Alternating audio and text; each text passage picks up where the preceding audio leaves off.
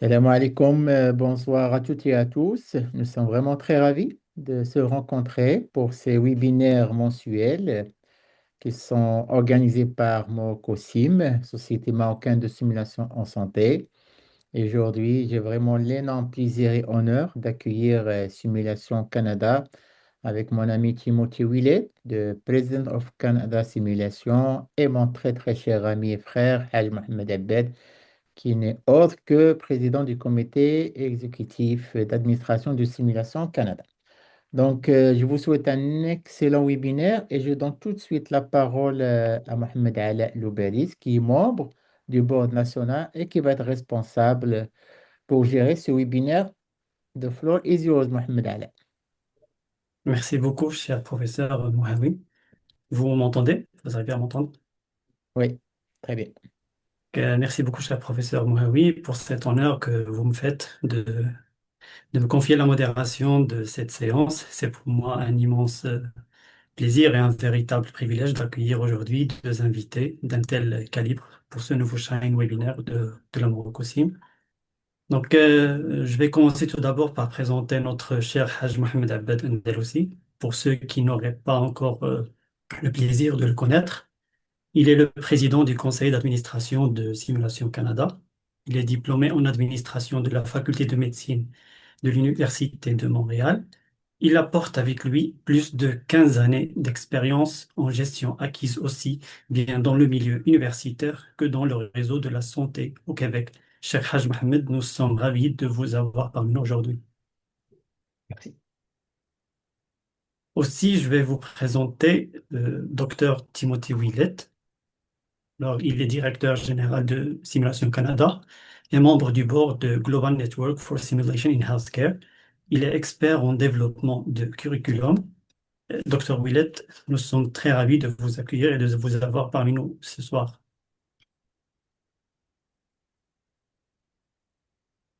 Alors, Merci. Oui. sans plus Merci tarder, Mohamed et bonsoir à tous. le thème qui nous réunit aujourd'hui, c'est c'est un thème au cœur du développement de nos pratiques. C'est quelle gouvernance pour quel centre de simulation, au-delà des technologies et des équipements. La pérennité et l'efficacité d'un centre de simulation dépendent avant tout de sa structure décisionnelle et de son modèle de gestion. Comment piloter ces centres pour en faire des piliers de l'innovation en santé? C'est ce que nous allons explorer avec vous, nos chers invités. Sans plus attendre, je vous cède la parole, cher Haj Mohamed Abed. Merci beaucoup. Je vais partager mon écran. Partager.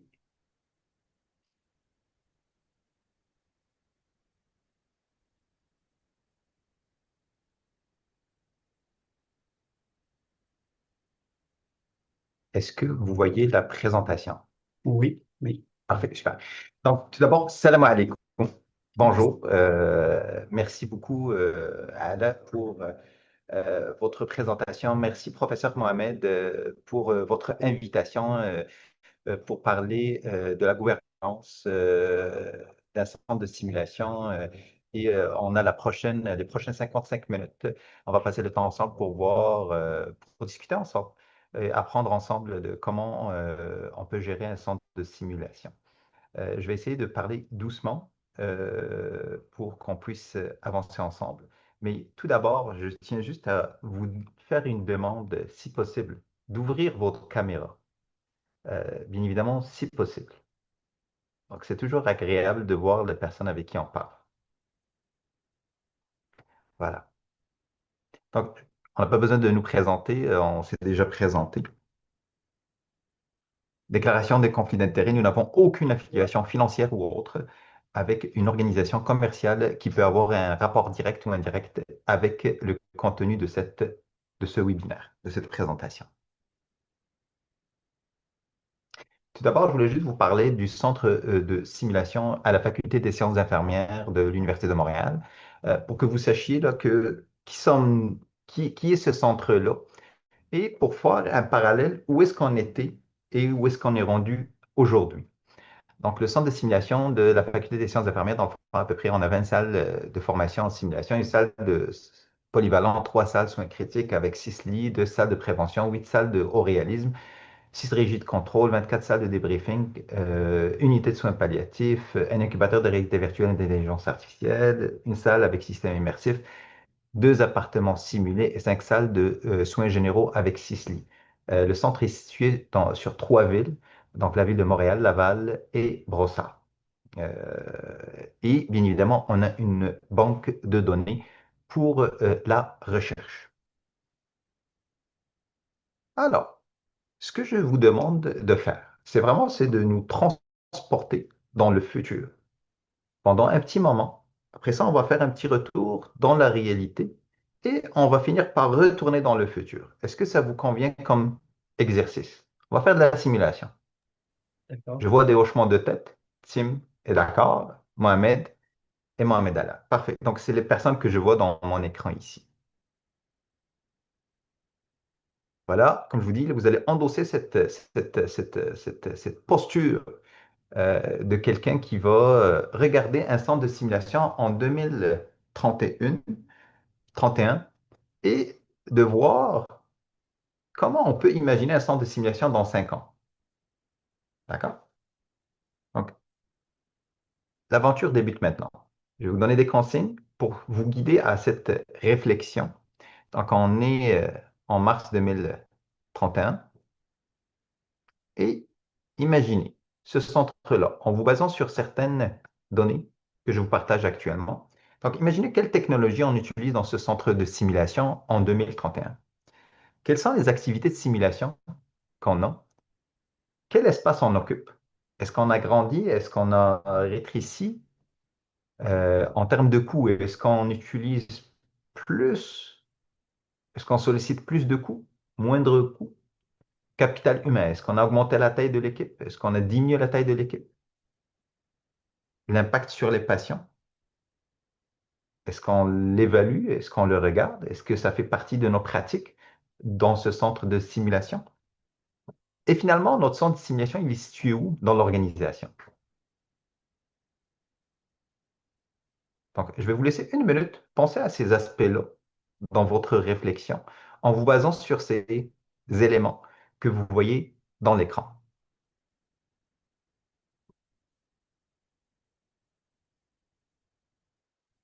Et regardez aussi, là, vous verrez tout de suite faire le parallèle avec ce que vous avez actuellement comme le nombre d'activités de simulation, les espaces qui sont occupés. Et, Masha'Allah, le Maroc, je peux le dire et je peux en témoigner, vous avez des infrastructures là, futuristes. Ça, je peux en témoigner. Alors, regardez là, ces espaces-là, est-ce qu'ils sont utilisés à pleine capacité en 2031? Est-ce qu'ils sont déjà utilisés à pleine capacité? Et est-ce qu'on évalue ce qu'on fait en fonction de l'impact sur le patient ou les patients? Bon. Je passe à l'autre diapositive. Avec ces observations, vous posez la question cruciale. En 2026, aujourd'hui, est-ce que nous avions une trajectoire claire pour notre centre de simulation? Est-ce qu'on sait où est-ce qu'on s'en va? Est-ce qu'en 2031, on répète ce qu'on faisait en 2026 ou bien on progresse dans de nouvelles façons de gouverner?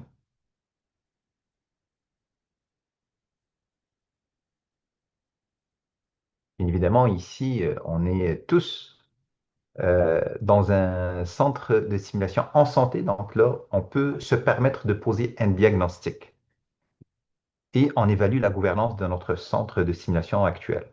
Bon, je vous pose la question de vous poser cette question-là, de dire est-ce qu'on est dans un modèle traditionnel ou on est dans un modèle d'excellence? Et on regarde les 3 catégories ici, donc en termes d'opération, d'économie et de pédagogie.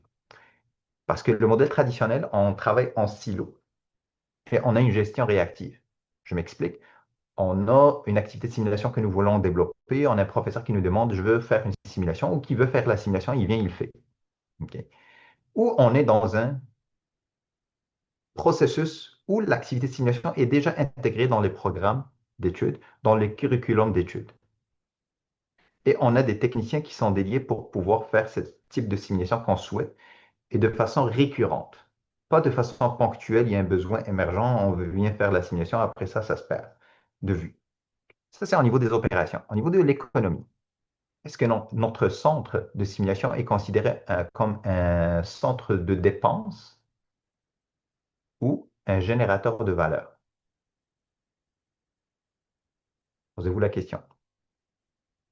Finalement, la pédagogie, est-ce que c'est basé sur la présence et le temps ou c'est basé sur les apprentissages par maîtrise et transfert clinique mesurés? On va voir ces derniers éléments plus tard.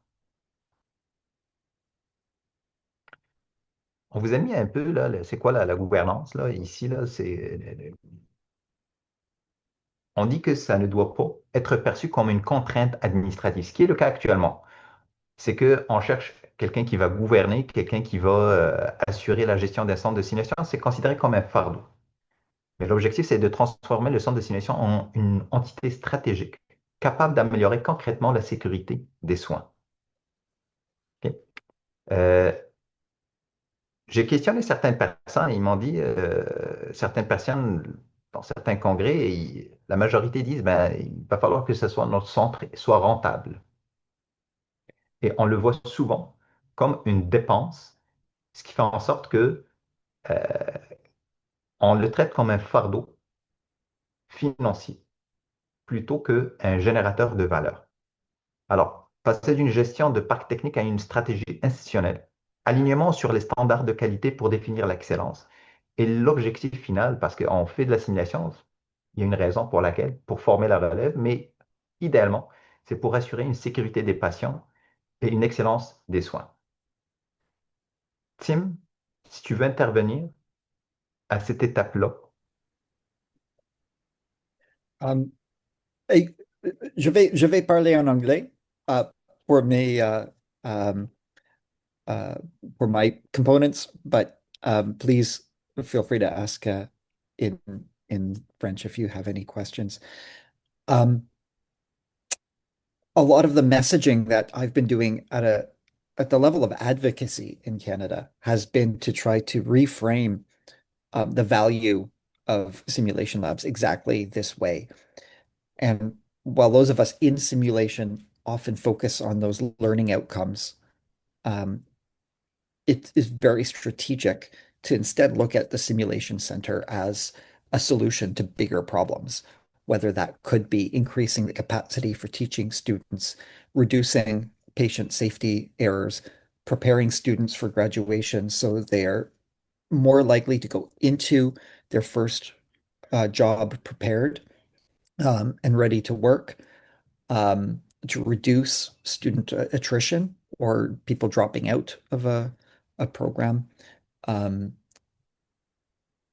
to improve the quality of a healthcare system. And these are the types of value that um, are recognized by decision makers, by financiers, even better than um, the objective or the mandate to improve educational quality.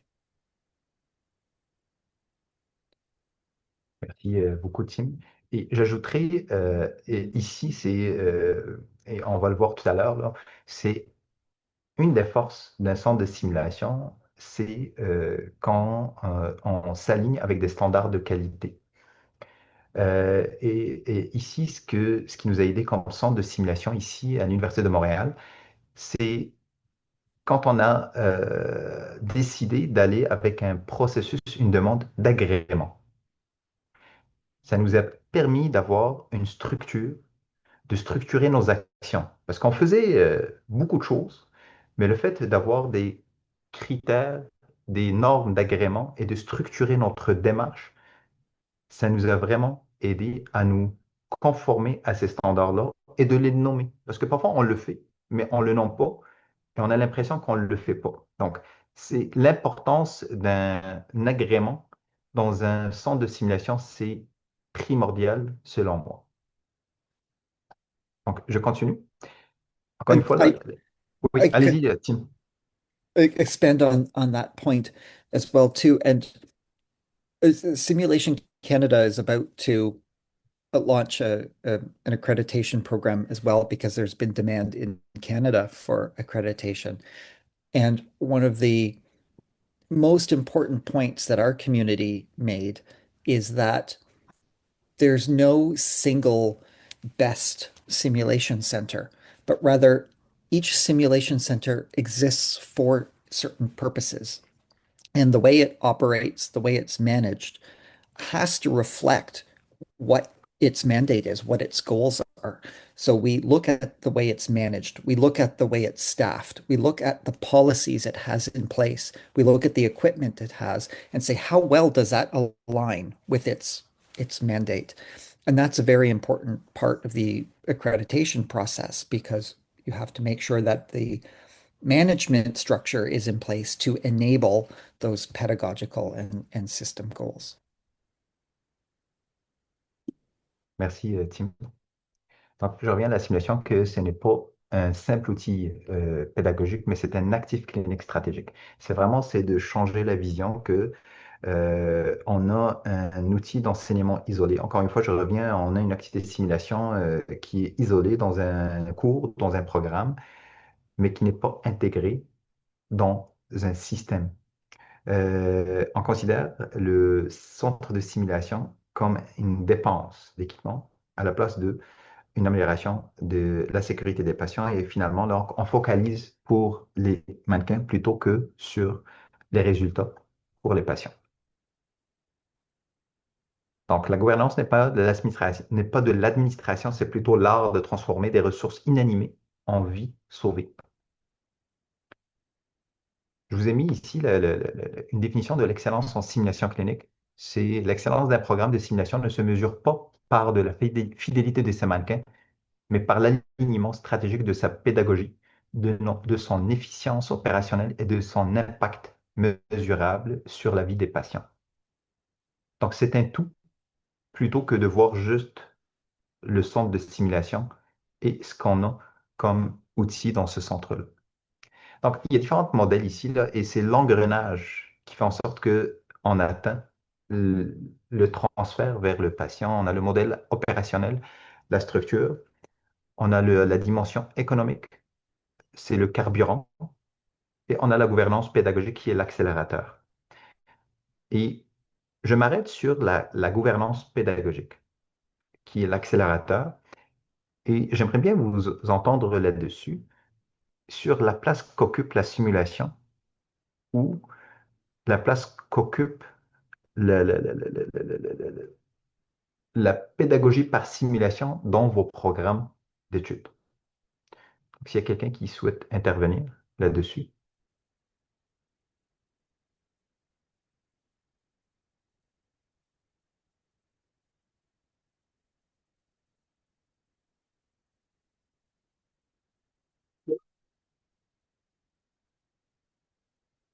qu'il y ait des intervenants qui souhaitent partager? Non?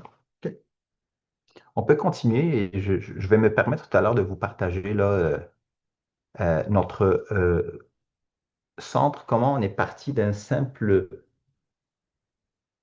locaux, je vais le dire comme ça, avec des simples activités, et comment on est rendu à aujourd'hui. Dans le fond, ça peut vous permettre là, de voir là, quel chemin on a tracé et quels outils on a utilisés pour être un centre de simulation actuel, qui est, encore une fois, c'est le seul qui a été accrédité par le Collège royal des médecins et chirurgiens du Canada comme faculté des sciences infirmières.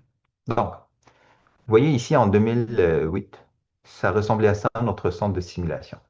Parfois, on a des mannequins comme ça avec des outils qu'on utilise. Et dans l'ancienne vie, on n'avait que des activités qui sont isolées, mais qui n'étaient pas nécessairement intégrées dans un programme. Bon. Là, je parle vraiment là, il y a quelques années, de beaucoup d'années, là, et plus que 20 ans. Et on avait à peu près là, 6000 heures de simulation par année. D'accord? Euh,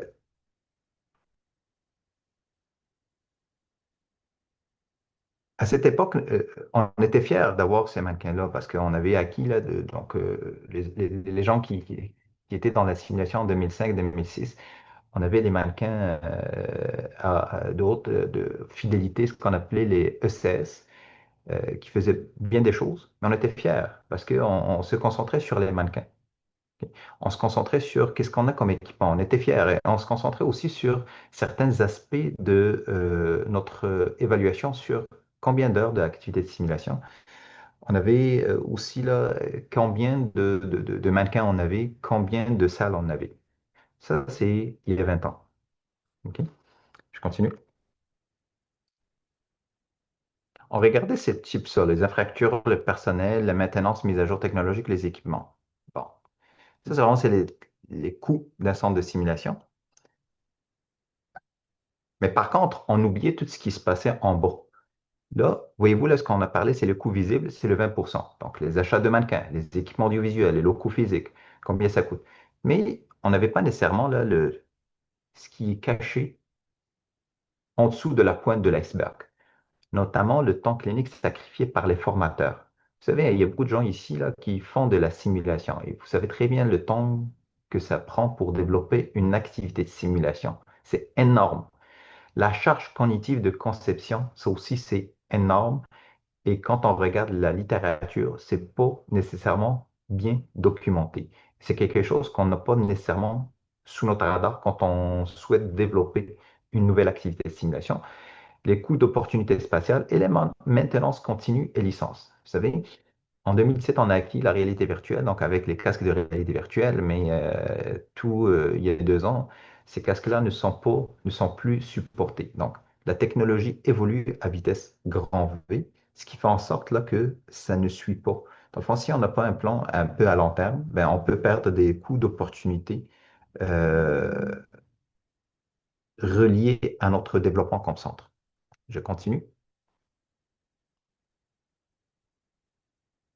Bon, ça, c'est le coût réel à long terme et le résultat manquant dans la recherche en simulation. Donc, une gouvernance moderne doit analyser les coûts, donc réaliser des analyses systématiques pour justifier les investissements, intégrer systématiquement les données de coûts souvent absentes de la littérature, malheureusement, démontrer la valeur.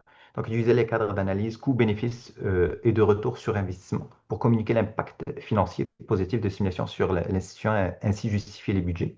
Et finalement, la pérennité, l'efficience. Donc, établir des modèles financiers robustes pour soutenir l'implémentation de l'éducation par la simulation, et utiliser des revenus, des revues systématiques pour guider les investissements en éducation par la simulation.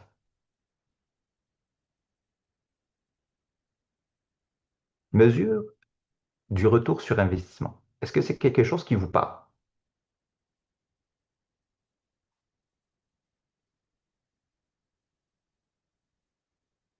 Pour quelle raison on a besoin de faire une mesure de retour sur investissement? Ce qu'on appelle les ROI.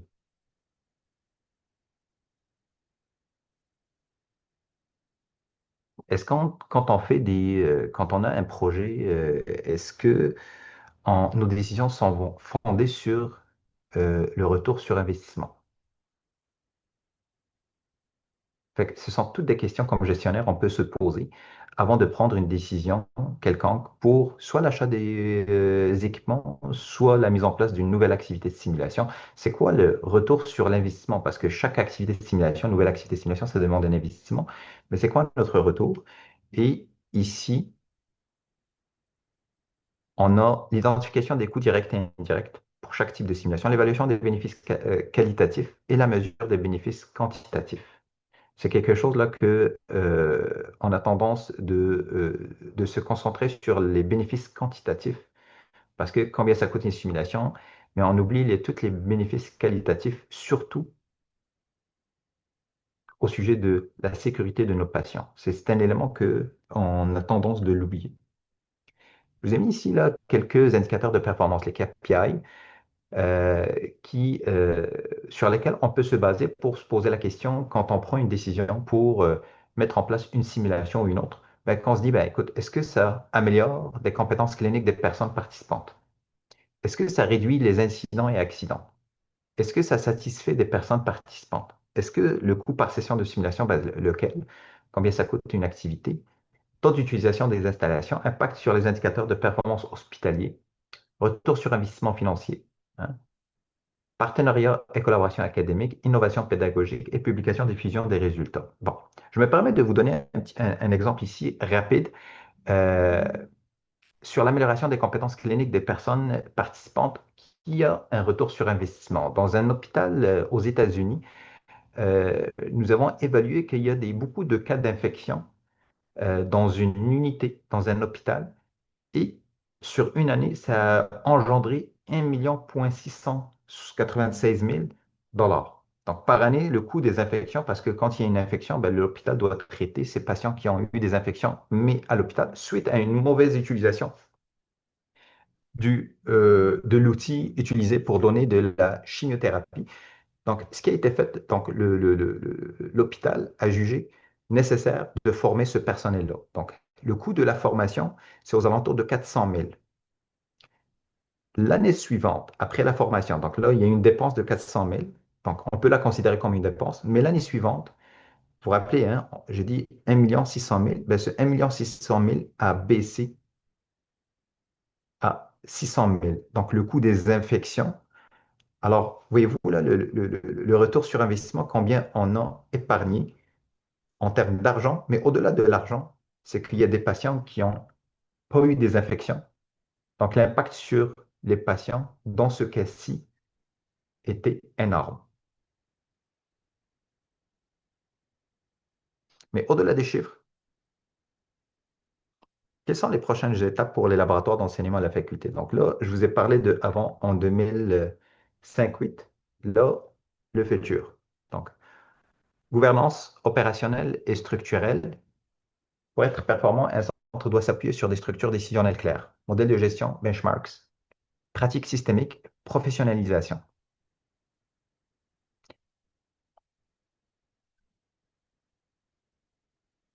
Donc là, on revient sur notre histoire au sein de la faculté comme centre de simulation.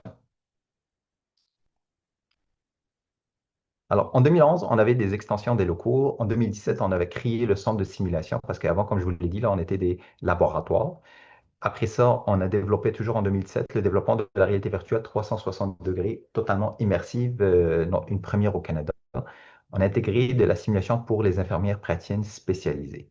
En 2018, donc un an après, on a fait le dépôt une demande d'accréditation auprès du Collège royal des médecins et chirurgiens du Canada et nous avons obtenu un agrément de 5 ans, c'est le maximum qu'un centre peut avoir. Donc, ça montre à quel point on répond à des standards de qualité.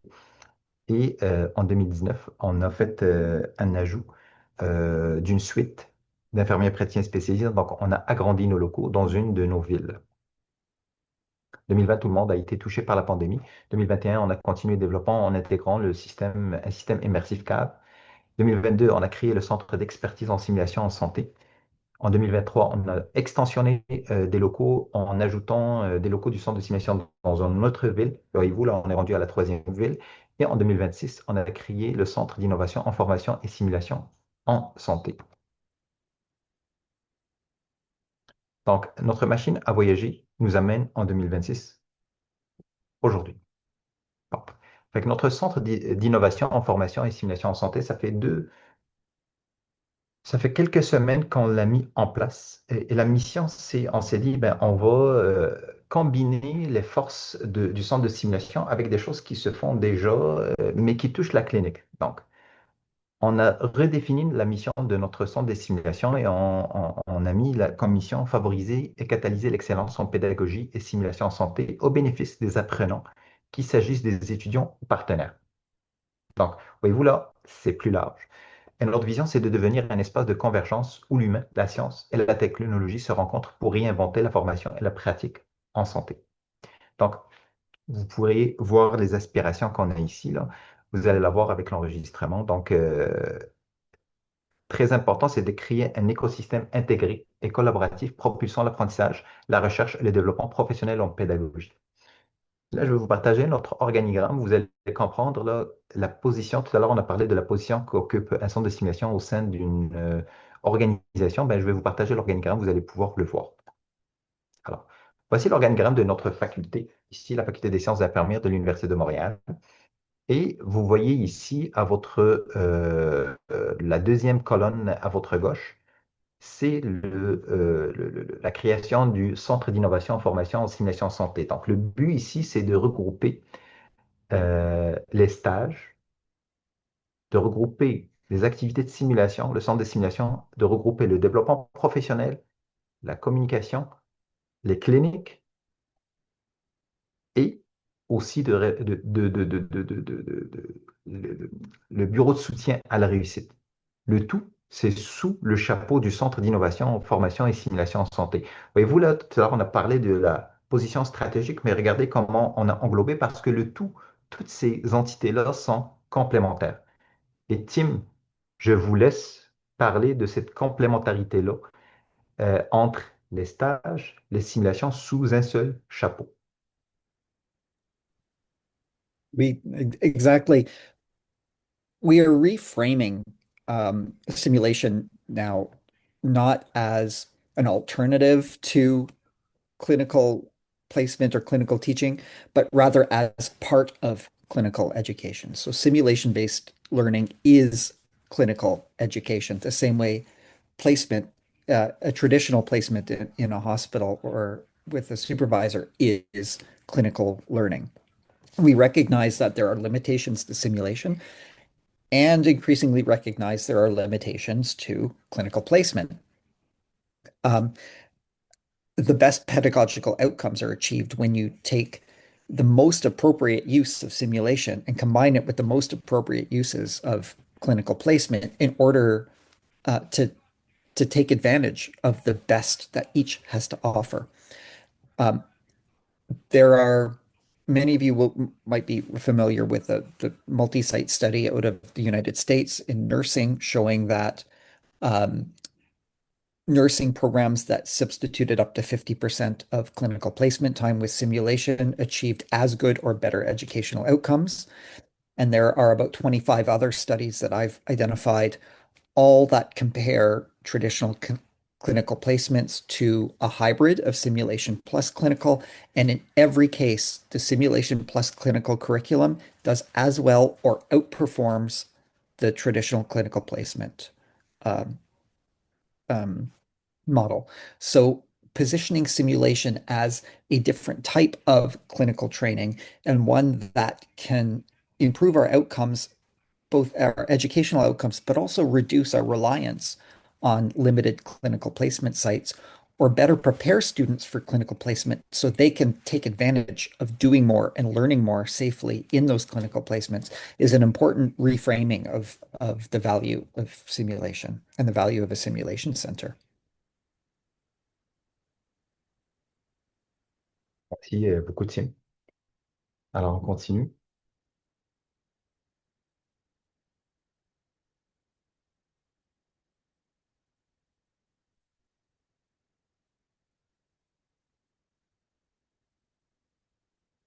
Désolé, je pèse sur le pour passer à la prochaine diapositive et ça ne fonctionne pas. Alors, donc, je vais continuer en attendant que la technologie suit. Euh, L'apport de l'intelligence artificielle dans tout ça.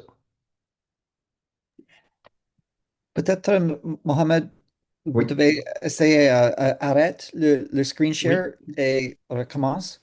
OK, bonne idée. Et là, je vais repartager mon écran. Merci pour votre patience.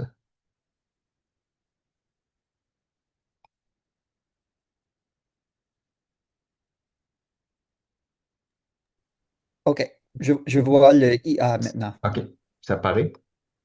OK, parfait. OK. Donc, Oui, ça marche. l'innovation, parfait. Merci beaucoup, Tim. L'intelligence artificielle. Qu'en est-il de l'intelligence artificielle? Tout le monde utilise actuellement l'intelligence artificielle. OK. Dans quel contexte vous utilisez l'intelligence artificielle dans la gestion d'un centre de simulation, dans le développement d'activités de simulation? Là, je ne vois pas malheureusement les mains. Et Ala, si tu peux m'aider s'il y a quelqu'un qui pose des questions dans le chat. Malheureusement, je ne peux pas voir s'il y a des questions en même temps que je projette. il n'y a pas de questions pour le moment D'accord, parfait. sur le chat.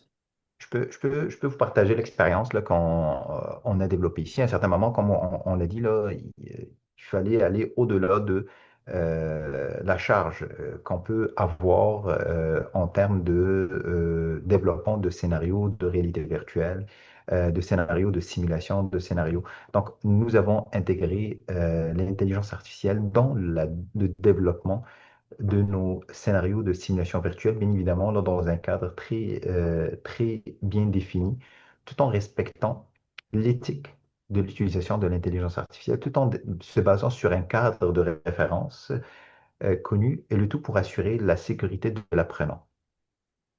Donc, actuellement, on a à la place, avant, là, pour développer des simulations, certaines simulations, je ne veux pas généraliser certaines simulations, que ça prenait des heures.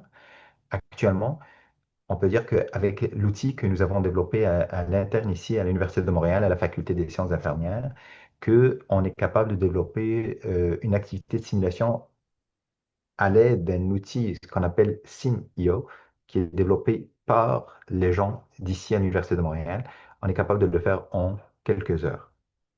Donc, toute la charge cognitive pour le développement des simulations qui étaient sous les épaules des formateurs, maintenant, on l'a transféré vers le système d'intelligence artificielle, tout en gardant la valeur ajoutée du formateur pour euh, tout ce qui est cognitif, tout ce qui est accompagnement des étudiants pour tout ce qui est émotif, émotionnel. D'accord? Par contre, pour le développement standard des activités de simulation standard aussi, là, donc actuellement, on s'en sert de l'outil de l'intelligence artificielle, ce qui nous a fait vraiment gagner beaucoup de temps. Et la même chose pour certaines tâches administratives, donc répétitives, on utilise l'intelligence artificielle générative pour nous aider à nous structurer à ce niveau-là. Donc, je continue.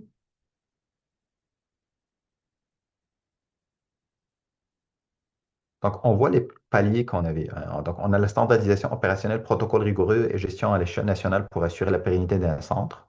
Donc, ça, c'est la gestion standard. Et quand je dis là, à l'échelle nationale, pensez à quelque chose. Et je pense, je l'ai vu au Maroc d'ailleurs, c'est parfois on va se servir des choses expirées qu'on retrouve dans les milieux pour pouvoir monter des activités de simulation, notamment des civières qui sont toujours bonnes ou des lits qu'on peut se servir. On peut se servir là je vois, bon, bien évidemment c'est un outil d'intelligence artificielle qui est développé ici, mais on peut penser à des ballons aortiques, on peut penser à des respirateurs artificiels, on peut parler aussi des fournitures qui sont expirées et qu'on peut utiliser et que sur des mannequins, il n'y a pas de danger pour ces choses-là. Fait une économie à l'échelle qu'on peut aller chercher pour donner plus d'outils à nos étudiants pour se former. Euh, et on intègre l'intelligence artificielle dans le déploiement des modèles de langage pour générer des scénarios dynamiques. Donc, l'IA agit comme un levier cognitif, libérant le formateur pour l'empathie clinique, comme ce que je vous l'ai dit tout à l'heure. Là. Donc, le rôle de l'IA, c'est automatisation des paramètres de simulateurs, suivi des checklists en temps réel, transcription des erreurs. Le rôle de l'humain, c'est sécurité psychologique, débriefing émotionnel, complexe, nuance éthique. Ok. Alors, l'IA agit comme absorbateur de la charge technique et ramène le formateur dans sa zone de maîtrise, qui est assurer la sécurité psychologique pour les apprenants. Est-ce que vous avez des questions à cet effet-là? Non? Alors, on arrive à des leçons à tirer, à moins que Tim, si vous voulez rajouter quelques éléments. Mohamed, veuillez poser les questions une deuxième fois. Je dis, est-ce que vous désirez rajouter quelque chose? À ce point, je pense pas.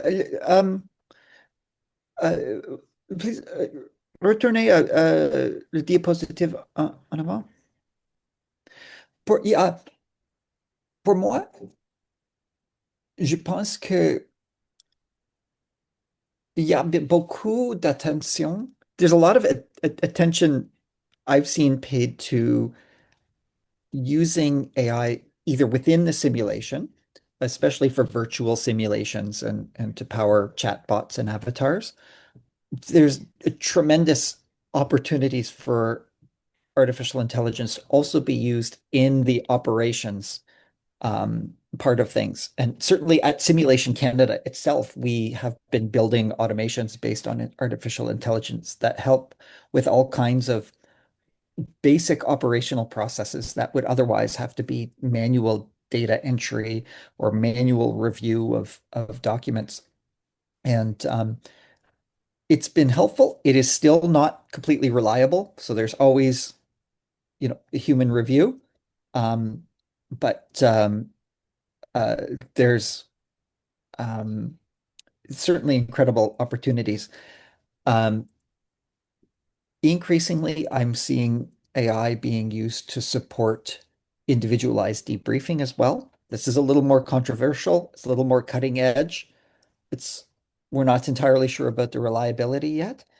But seeing AI review videos, audio files, transcripts of discussions, um, records of interactions with virtual patients, compare that against a rubric and provide feedback to learners, um, certainly can do at scale what an individual educator simply can't.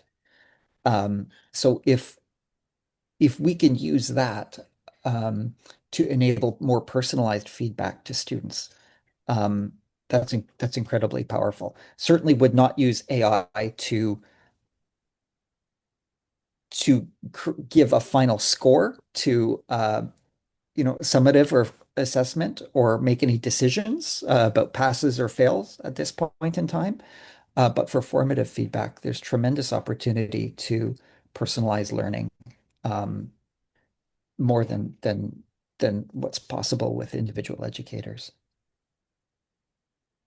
Merci beaucoup, Tim. Et je pense comme centre de simulation, pour gouverner un centre de simulation, il faut être ouvert à créer des opportunités pour des gens qui veulent développer ces outils-là euh, et de chercher les fonds nécessaires. Et je dis bien de chercher les fonds, que ce soit en termes de ressources humaines, ressources financières, pour appuyer ce genre d'initiatives. Je nomme à titre d'exemple, récemment, nous avons développé des activités de simulation avec un auto-débriefing. L'apprenant, il fait de la simulation. Après ça, il reçoit un débriefing personnalisé de sa performance. Et ce débriefing qui est personnalisé, il est communiqué directement à son formateur pour justement regarder. Et je peux vous témoigner, bien évidemment, on souhaite entamer un projet de recherche là-dessus pour voir c'est quoi c'est quoi le degré de fidélité ou le degré d'analyse ou de débriefing de l'avatar conversationnel versus ce que le formateur a pu percevoir s'il était là avec le formateur. Et les premières impressions qu'on a, ça corrobore avec ce que l'outil, l'avatar, a fait sortir comme point dans le débriefing. Donc, c'est quelque chose là que l'apprenant peut le faire chez lui, au confort de son foyer, et nous, on a une retour sur la performance, ce qui nous amène à ajuster le contenu en fonction des besoins perçus de nos apprenants. Donc, c'est ça la- la- la- la valeur ajoutée de l'intégration de l'intelligence artificielle comme outil complémentaire. Ça ne remplace pas de ce qu'on fait, mais comme un outil complémentaire pour des activités de simulation qui peuvent être faites en intégrant l'intelligence artificielle. Parce que ce n'est pas toutes les activités qui peuvent utiliser l'intelligence artificielle. Je veux juste le préciser. C'est quelque chose qui est important. Mais comme centre de simulation ou comme dans un procès décisionnel, il faut garder de l'espace pour ces innovations. Donc, on revient sur les leçons apprises. La leçon 1, l'excellence est une stratégie délibérée. Donc, on vise l'excellence, mais il y a un processus délibéré en lien avec cette excellence-là. Et toujours, le pôle nord, là, c'est quoi? C'est l'impact clinique. Parfois, on regarde une activité de simulation, on va évaluer les apprentissages réalisés par cette activité de simulation. Mais au-delà des apprentissages, quel est l'impact clinique sur le patient? encore une fois, je reviens toujours là, sur cette partie-là, on l'oublie. Ce que je vois dans les centres de simulation, et je te nomme Mohamed, professeur Mohamed, Moawi, c'est que vous avez accès à l'hôpital juste à côté, donc du centre de simulation. Donc, les gens que vous formez, vous êtes capable de mesurer l'impact de ce que vous avez formé ou de leur action directement sur la sécurité des patients. Ça, c'est votre force, que ce que j'ai pu percevoir. Parfois, on n'a pas nécessairement, on a des liens avec les milieux cliniques, mais c'est difficile, et là je parle en tant qu'ancien évaluateur du Collège royal des médecins et chirurgiens du Canada, des centres de simulation. C'est un peu difficile de faire le lien quand on a une université qui a un centre de simulation et voir quel est l'impact de ce qu'on fait comme simulation sur la sécurité des patients dans le réseau de la santé qui appartient au réseau de la santé. Fait que là, le lien est un peu, parfois, il, il peut être fait, mais il est un peu difficile à élaborer. Tandis que ce que j'ai vu au Maroc, c'est le lien est facile parce que vous suivez les étudiants d'un centre de l'université. C'est les mêmes personnes aussi qu'on peut retrouver dans les milieux cliniques. Le développement facultaire, c'est qu'est-ce qu'on offre comme outil euh, aux formateurs qui souhaitent faire de la simulation. Donc, il y a plusieurs professeurs dans une université, dans une faculté, et c'est pas tout le monde qui est à l'aise à faire de la simulation. Donc, c'est pas pour rien qu'on dit que c'est un processus délibéré. Ben, quel est l'apport du centre de simulation pour former des gens qui s'intéressent à la simulation? Et je pense que Mohamed, vous êtes le modèle parce que vous ne formez pas juste pour votre centre de simulation, mais vous formez à travers le Maroc au complet et même en Afrique et au-delà. La rigueur évaluative et la fidélité systémique. Et l'erreur commune est d'investir dans la haute fidélité. On veut toujours acquérir des équipements de haute fidélité, des mannequins de haute fidélité, tout ce qui est très fidèle et technologique au détriment de la fidélité organisationnelle. Malheureusement, ce qui manque dans certains centres de simulation, c'est la structure. On voit qu'on a beaucoup mis de l'argent sur l'achat des équipements, sur développer des infrastructures monstres, quasiment des centres de simulation sur plusieurs étages. Mais la fidélité organisationnelle, combien de ressources humaines sont engagées pour faire le travail? Quel est notre processus d'amélioration continue?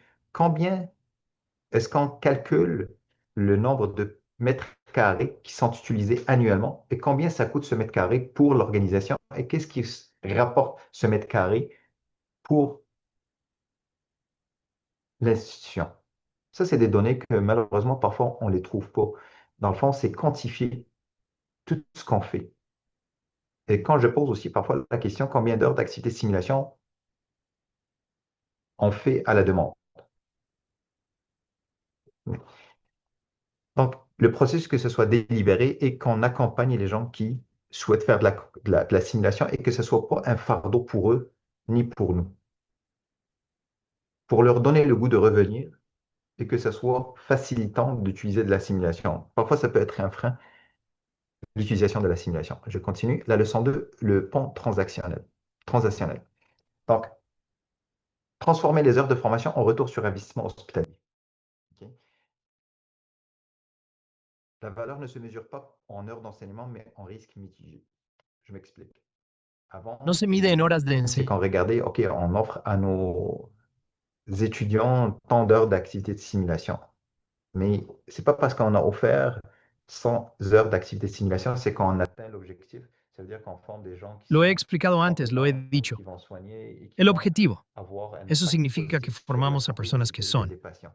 Donc, c'est pour cette raison que ¿Quién va a au-delà curar y des quién va heures, a de tener un s'arrêter sur les impacto heures de positivo en formation, la salud y mais aller seguridad de los au-delà pour pacientes? évaluer est-ce que ces heures-là qu'on aura offert, ils ont un impact sur la santé About et the la training sécurité des hours, patients. Et but encore go une fois, beyond that to evaluate what c'est those hours l'information actually qui est offered. souvent oubliée They have an impact dans on health and l'équation patient safety, sur and le again, retour that's sur the portion investissement. that matters, often forgotten in the equation. On the way back, on investment. Donc, l'ultime mesure de succès réside dans le transfert vers la pratique clinique. Encore une fois, là, l'impact mesuré, c'est le taux de survie, diminution des infections nosocomiales, ce que je vous ai dit tout à l'heure là, en vous citant l'exemple de l'hôpital aux États-Unis et la performance en équipe réelle. Encore une fois, donc un centre de simulation, mais transfert des apprentissages vers les unités de soins. Parce que ce qu'on évalue, c'est l'unité de soins. On ne va pas faire de la simulation pour former quelqu'un qui va rester chez lui. C'est quelqu'un qui va aller travailler dans les milieux et qui va soigner des patients. Fait que pourquoi ne pas évaluer le résultat de cette formation jusqu'au patient, mais plutôt de s'arrêter jusqu'à ah, il est capable de faire ça. Mais est-ce qu'il va transférer ces apprentissages-là dans la vraie vie? Et le central, c'est le tableau de bord de gouvernance. Je me permets ici de vous partager quelques notions. Donc, les indicateurs clés, donc les KPI économiques, coût par apprenant, retour sur investissement et analyse coût-bénéfice. Ça, c'est des choses là, quand je vais parler du jeu, quand on reçoit une demande de mettre en place une activité de simulation, c'est parmi les critères de base pour évaluer une activité de simulation au-delà de l'impact pédagogique. Mais c'est quoi le retour sur investissement? C'est quoi nos indicateurs en termes économiques? C'est quoi nos indicateurs en termes opérationnels? Et c'est quoi nos indicateurs en termes de pédagogique et clinique? Hein? Ça fait partie de l'équation pour décider on va-tu de l'avant ou pas pour mettre en place une activité de simulation parce que c'est un tout. Et on vous a mis ici là, un tableau de bord que vous pouvez utiliser. Là, c'est un tableau de bord stratégique pour l'excellence qui se base sur la performance économique, l'excellence opérationnelle, la qualité pédagogique, l'impact clinique et finalement l'innovation en utilisant l'intelligence artificielle. Il y a des références là que vous trouvez en bas. Fait que ça, c'est quelque chose là sur lequel on se base, je vous dirais, au quotidien pour mettre en place et gérer un centre de simulation.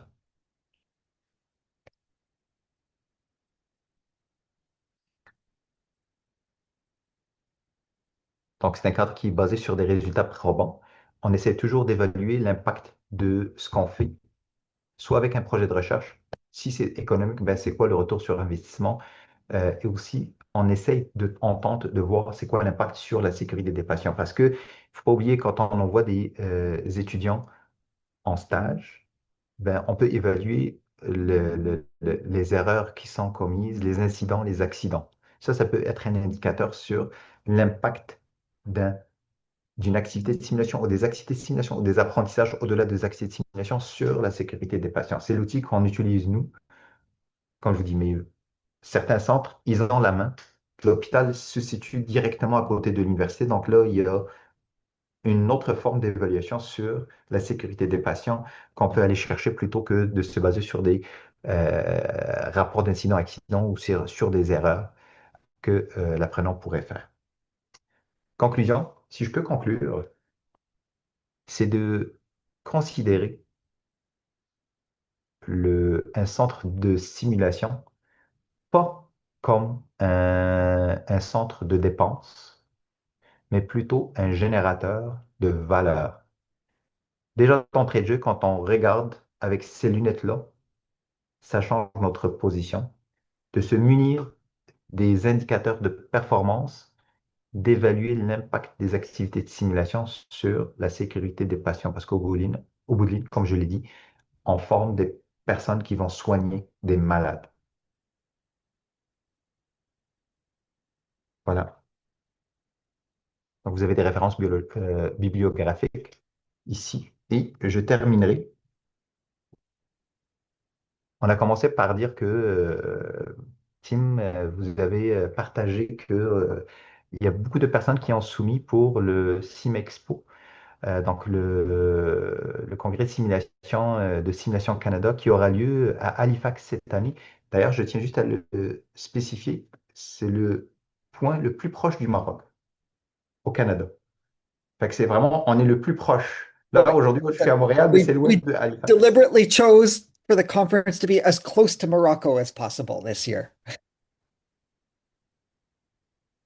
Fait que, Tim, si tu veux, ou si vous désirez là, ajouter un mot là-dessus, là.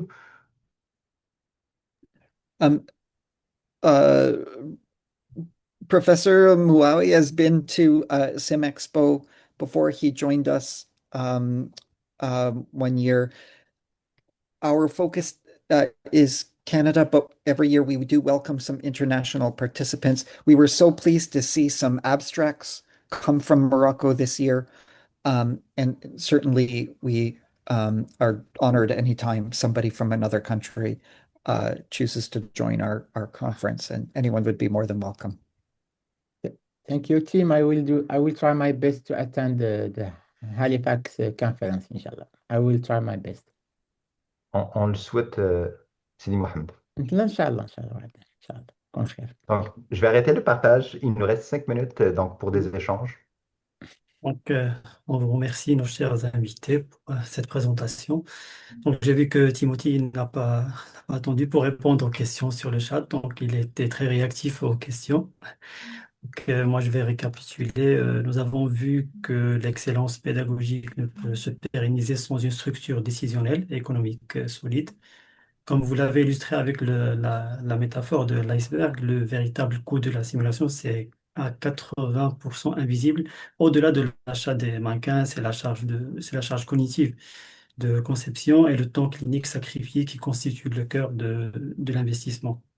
Une gouvernance moderne, telle que celle du centre que vous avez présenté, le CIFSS, doit donc impérativement analyser systématiquement les coûts pour justifier chaque investissement, démontrer la valeur par le calcul de retour sur investissement en mesurant non seulement les bénéfices quantitatifs, mais aussi qualitatifs, et s'appuyer sur des indicateurs de performance précis allant de la satisfaction des participants à la réduction des incidents cliniques.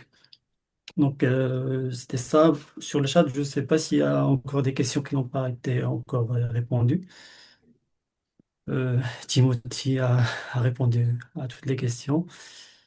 Donc, je Oui. ne sais pas. Peut-être je vais céder la parole à professeur Mohawi. Déjà, moi, j'ai envie quand même de poser une courte question à toi, Mohamed, hein, sur Mohamed Abed. Alors, on sait que tu es un partisan de l'excellence, on n'en discute pas depuis que je t'ai connu. Après, cette excellence, en fait, plus on cherche de l'excellence, plus on doit investir, plus on investit, plus on doit chercher un retour sur investissement. Ma crainte, euh, en fait, c'est d'aller vers des niveaux où on va chercher plus, alors je vais le dire terre à terre, plus du show, on va dire, plus vendre les formations que chercher la sécurité du patient en elle-même. Donc, où se place vraiment cette limite entre investir pour juste investir et dire, waouh, notre établissement a un centre de simulation extraordinaire pour vendre les formations et la limite avec, c'est vrai, on investit pour une sécurité du patient.